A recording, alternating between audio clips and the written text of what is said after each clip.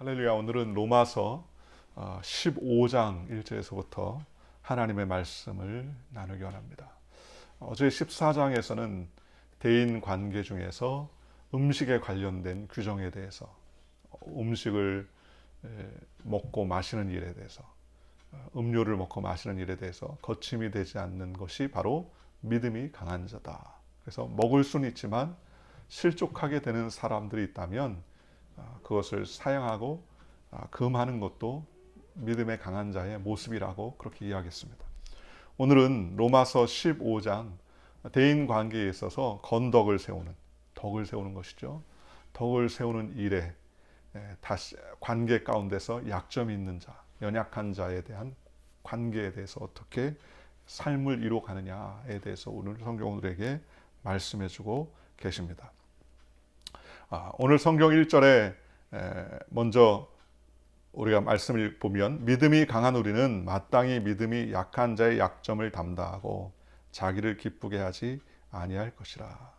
우리 각 사람이 이웃을 기쁘게 하되 선을 이루고 덕을 세우도록 할지니라. 믿음이 강한 자라고 오늘 사도 바울은 말합니다. 우리 믿음이 강한 자 했습니다. 믿음이 강한 자는 어떤 자입니까? 오늘 성경에 보니까는 마땅히 믿음이 약한 자의 약점을 담당하고 자기를 기쁘게 하지 아니할 것이라. 믿음이 강한 자의 특징을 우리에게 말씀해 주시고 계십니다. 이왕이면요, 강건해져야 되지 않겠습니까? 믿음도 이왕 약한 사람보다 강한 사람이 돼야 되지 않습니까?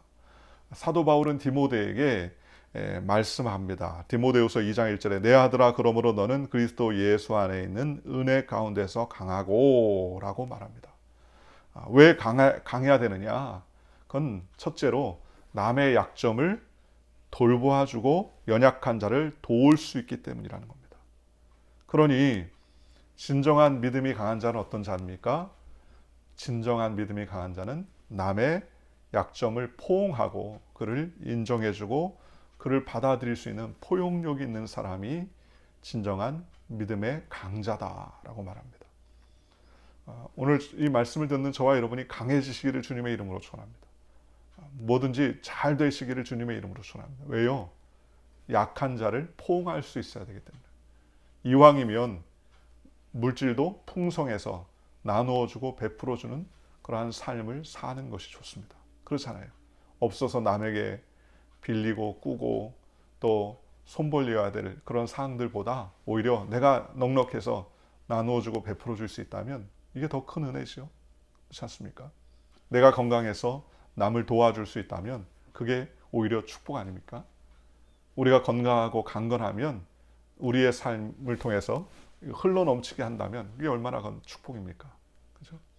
그러니 요한 3서 2절에 사랑하는 자여 내 영혼이 잘된 같이 범사가 잘되고 강건하시기를 간구한다 그랬습니다. 우리는 영혼도 잘된 사람들입니다. 어떻게 잘됐습니까? 예수 그리스도 안에서 하나님의 구원의 은혜를 받고 주님 앞에 축복받은 존재가 되었으니 우리는 영혼이 잘된 사람입니다. 또 범사가 잘됩니다. 예수 믿고 구원받아 하나님께서 범사, 일상이 잘되도록 하나님께서 축복해 주셨습니다. 예수 믿고 구원받으면 일상이 행복해질 수밖에 없어요. 왜요? 믿음의 삶을 살기 때문에, 소망의 삶을 살기 때문에, 사랑받는 자의 삶을 살기 때문에 잘 될 수밖에 없죠. 또 강건해진다고 성경은 말씀해 주셨습니다. 나누어주고 베풀어주고 강건해지는 삶을 사는 것이 얼마나 큰 축복이겠습니까? 그러니 강한 자는 이와 같이 약점을 담당한다고 그랬습니다. 그래서 믿음이 약한 자를 북돋아 주는 것이죠.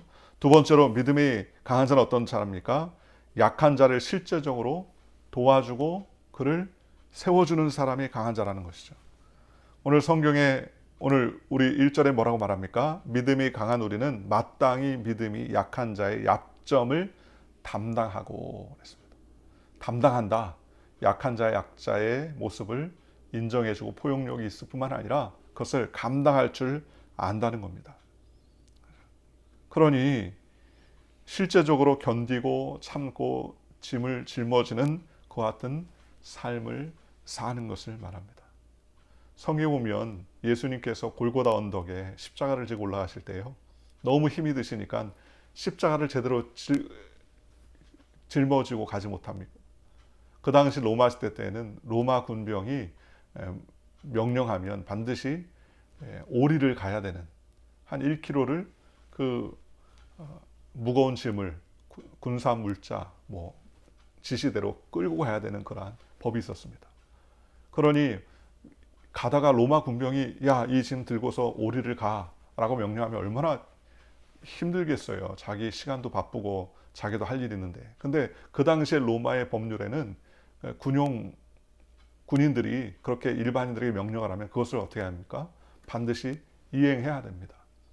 그런 예수님이 오리를 가자고 하거든. 몇 리를 가라? 10리를 가달라. 약 1km를 같이 가자고 하면 2km를 가져라. 예수님이 십자가를 지고 못 올라가시니까 어떡합니까? 로마 군병이 다른 사람을 시켜서 그 일을 억지로 끌게 하죠. 그 일을.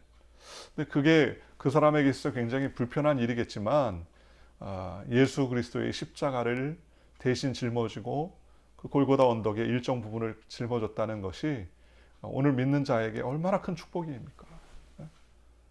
그의 일생에 육체적인 고통을 받았던 기분 나쁜 일일 수 있었겠지만, 그러나 진정한 예수를 만났다면 그 일이 기분 나쁜 일이 아니라 정말 은혜요, 감격이요, 하나님께 영광 돌리는 믿음의 삶을 살았다는 표식이요, 증표요, 기쁨이 될 수 있을 것이라는 것입니다. 그러니 약한 자를 돕고 또 그들을 실제적으로 담당한다라고 성경은 말합니다. 그리고 성경에 말하기를 자기를 기쁘게 하지 않는다 그랬습니다. 여러분, 오늘날 현대 사회는 어떡합니까? 나를 기쁘게 하는 것이 오늘날 현대 사회의 특징 아닙니까? 그렇죠? 예수를 믿지 않는 사람들의 삶의 최종 목적은 뭐예요? 그건 자아 실현입니다. 자아 실현. 나의 원하는 것, 자아를 실현하는 것, 이게 인생의 최대 목적입니다. 그러나 우리 예수 믿는 사람 중에 믿음이 강한 자는 어떤 존재입니까? 그것은 나를 기쁘게 하는 것이 아니라 하나님께 영광 돌리는 삶을 산다는 겁니다. 그래서 우리가 이 땅 가운데 살 때 나를 위해 살지 않고 주를 위해 삽니다. 그래서 자기를 기쁘게 하지 아니할 것이라 우리 각 사람이 이웃을 기쁘게 하되 선을 이루고 덕을 세우도록 할지니라. 강한 자는 어떤 자입니까? 덕을 세우고 이웃을 기쁘게 하는 삶. 그래서 하나님께 영광 돌리는 삶. 그래서 이 모든 선한 행위와 능력이 내게로부터가 아니라 누구에게로부터 왔다는 거예요? 하나님께로부터 왔다는 겁니다. 오늘 우리가 인생을 살면서 기억해야 될 것이요, 내 것 아니라는 거예요. 건강 내 것입니까? 내 것 아닙니다. 그렇잖아요. 하나님이요, 내가 호흡하는 것 같아도, 내가 다 숨쉬고 내가 힘있게 걸어다니고 능력 있게 걸어다니는 것 같아도요, 그게 잘 안 돼요. 심장 내가 내 맘대로 멈췄다 뛰었다 할 수 있어요? 심장마비라는 돌연사, 심장마비죠. 심장마비라는 게 뭐예요? 1분에 한 60번 정도 뛰어야 되는 이 심장이 멈추는 거 아닙니까? 일평생, 예를 들어서 50, 60, 70, 80을 인생을 100세를 살아가더라도 단 하루도 쉬지 않고 뛰어야 되는 것이 뭐예요? 심장입니다. 내 마음대로 조절이 되냐고요? 안 되죠. 그러니 건강도 내 것 아닙니다. 하나님이 주신 것입니다. 지식도요. 지식도 내 것 아닙니다.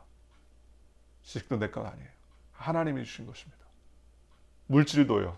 물질도 내 것 아니죠. 물질도 다 주님 것입니다. 그러니 하나님께 영광 돌리는 삶을 살라는 것이죠. 왜요? 내 것 아닙니다. 다 주님 것입니다. 그래서 오늘 우리가 은혜 아니면 살아갈 수 없지 않습니까? 하나님께서 다 지키시고 하나님께서 보호해 주시는 것입니다.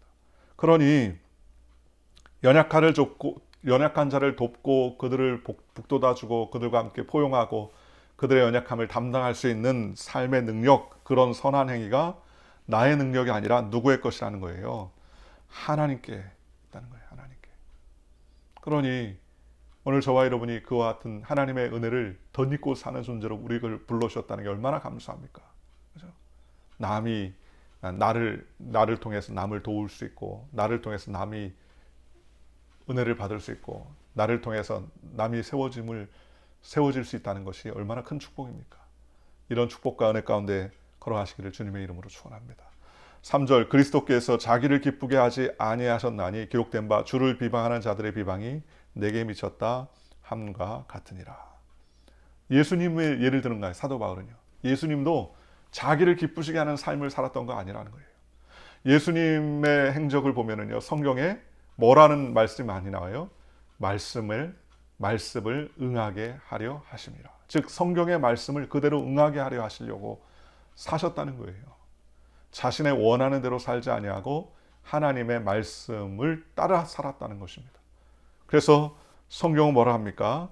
기록된 바 주를 비방하는 자들의 비방이 내게 미쳤담과 같으니라. 이것은 시편의 말씀을 인용한 내용입니다. 시편 69편 9절의 말씀이죠.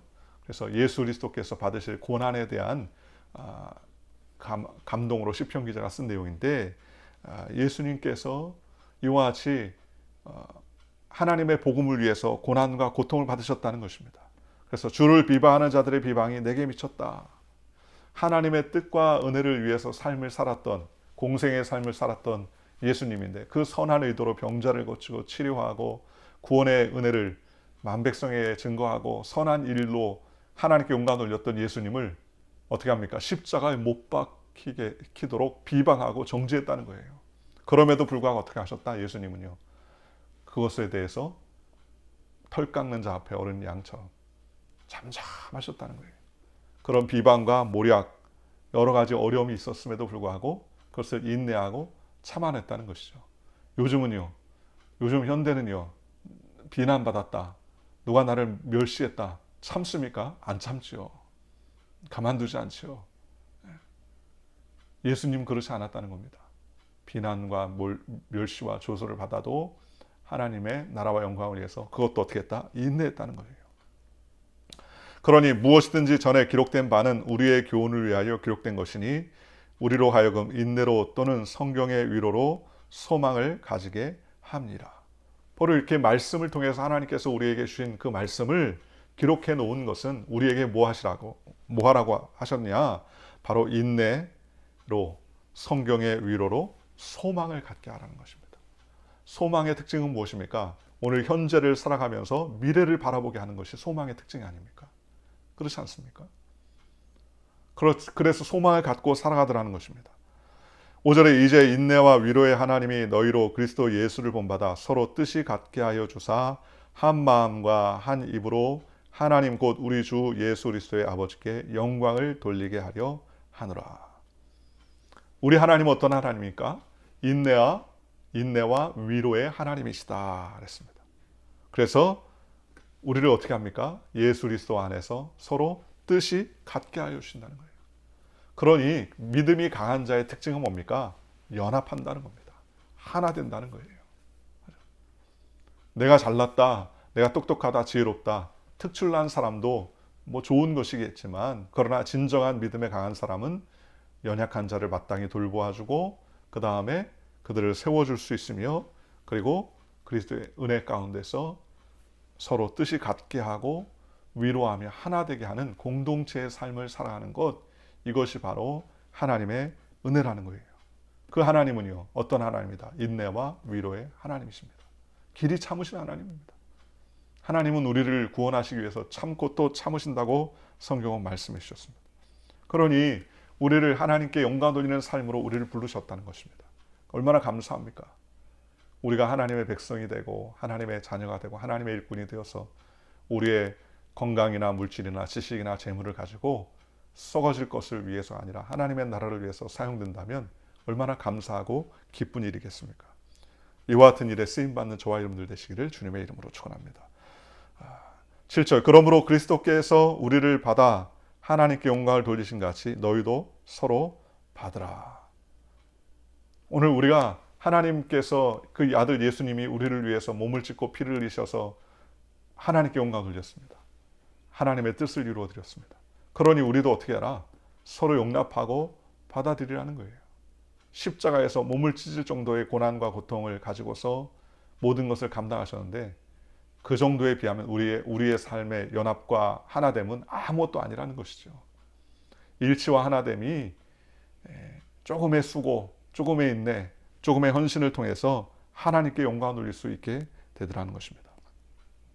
8절 내가 말하노니 그리스도께서 하나님의 진실하심을 위하여 할례의 추종자가 되셨으니 이는 조상들에게 주신 약속들을 견고하게 하시고 이방인들도 그 긍휼하심을 말미암아 하나님께 영광을 돌리게 하려 하심이라. 기록된 바 그러므로 내가 열방 중에 주께 감사하고 주의 이름을 찬송하리로다 함과 같으니라.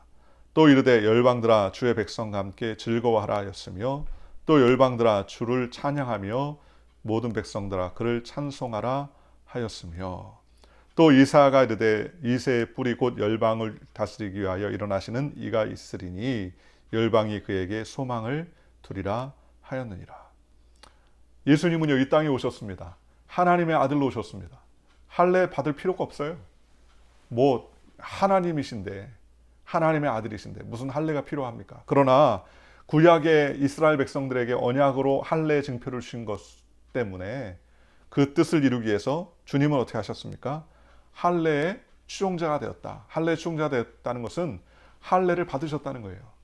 유대인으로 태어나셔서 예수님도 역시 할례 받으셨다는 거예요. 할례가 우리의 구원의 증표는 실질적으로 아니지만 그럼에도 불구하고 유대인들의 뜻을 하나님께서 구원하는 그 뜻을 이루기 위해서 할례를 받으셨다는 거예요. 왜요? 하나님께서 주신 이스라엘 조상들에게 주신 약속을 어떻게 하려고요? 견고하게 하려고. 하나님은 폐하시는 분이 아니라 하나님이 이루시는 분이라는 사실을 하나님께서 예수님께서 보여주기 위해서 그 하나님이 제정하신 율법을 따랐다는 겁니다. 그리고 그런 순종함으로 말미암아 오늘 모든 이방인들에게 하나님께 영광을 돌리는 삶을 살으셨다는 거예요. 안 받아도 되죠. 안 해도 됩니다. 무려 하나님의 아들인데요. 그럼에도 불구하고 친히 하나님의 아들이심에도 불구하고 이 땅 가운데 오셨다는 겁니다. 생각해 보십시오. 하나님의 아들이 이 땅 가운데 오셨다는 것. 조물주 아닙니까? 천지를 지으신 하나님 아닙니까? 하나님은 무소부지하십니다. 어디에서든지 계시지 않은 곳이 없어요. 그런데 우리로 따지면은 여러분들의 온 몸을 손가락 끝 한마디에 구겨 넣는다고 생각해 보십시오. 얼마나 답답하겠어요. 천지와 만물을 주관하신 하나님께서 자신의 몸을 비하시켜서 육신의 옷을 입고 이 땅 가운데 오셨다는 겁니다. 그걸 자기 비하라고 하는죠. 우리를 위해서 몸을 찢고 피를 흘리셔서 죽기까지 고난을 받으셨습니다. 왜요? 무엇 때문에? 하나님의 뜻을 이루고 많은 백성들을 하나님의 자녀로 삼으시기 위해서 기꺼이 그렇게 하셨다는 겁니다. 그래서 그런 은혜로 말미암아 유대인뿐만 아니라 이방인들에게 하나님의 긍휼과 은혜가 넘쳐나게 됐다는 겁니다. 그러니 주님께 감사할 수밖에 없죠. 오늘 저와 여러분이 하나님께 영광 돌리며 감사할 수밖에 없습니다. 13절에 소망의 하나님이 모든 기쁨과 평강을 믿음 안에서 너희에게 충만하게 하사 성령의 능력으로 소망이 넘치게 하시기를 원하노라. 오늘 사도 바울이 우리에게 얘기합니다. 하나님이 모든 기쁨과 평강을 믿음 안에서 너희에게 충만하게 하사. 오늘 우리가 이 세상을 살아갈 때 소망을 가지고 살아가야 됩니다. 이 소망을 가지고 살아가는 근본적인 삶의 모습이 우리의 믿음의 백성들에게 있어야 된다는 것입니다. 그러니 우리의 삶에 소망이 넘치게 할 수 있는 방법이 있습니까? 어떤 방법입니까? 성령의 능력으로 충만할 때 그랬어요. 소망은 성령의 능력을 통해서만 이루어질 수 있다는 거예요. 여러분, 세상에 사는 사람들의 소망은 뭡니까? 썩어질 것 아닙니까? 이 땅에 있는 것 아닙니까? 그런데 우리 주님이 주시는 소망은요, 성령의 능력을 통해서 주시는 소망이라는 거예요. 그런데 그 소망은 어떤 소망입니까? 모든 기쁨과 평강을 믿음 안에서 우리를 충만하게 하신다는 겁니다. 그래서 하나님께서 성령을 통해서 우리에게 소망을 채워주신다는 거예요. 여러분, 성령이 아닌 소망은 무엇입니까? 그건 야망이죠. 인간적인 노력과 수고를 통해서 이루려고 하는 것, 그것은 야망이라고 말할 수 있습니다. 그런데 성령을 통해서 우리에게 주신 것은요, 소망입니다. 성령께서 주시는 것은 기쁨과 평강을 통해서 우리에게 충만하게 해주신다는 것입니다. 그러니 우리는 이 땅 가운데서 하나님께서 성령을 통해서 우리에게 삶을 채워주시는 삶을 살아야 된다는 것입니다. 오늘 사랑하는 성도 여러분, 저와 여러분들이 오늘 믿음 안에서 성령이 주시는 기쁨과 은혜로 평강을 통해서 성령 충만한 하나님의 백성이 되시기를 주님의 이름으로 축원합니다. 주님께서 복 주셔서 건강하고 또 지혜로, 영철로, 재물로 또는 여러 가지 다양한 은사와 방법으로 약한 자의 약점을 감당하고 연약한 자들을 북돋아주고 소망과 평강과 은혜 가운데 하나님을 기쁘시게 하는 저와 여러분들 되시기를 주님의 이름으로 간절히 축원합니다. 기도하겠습니다.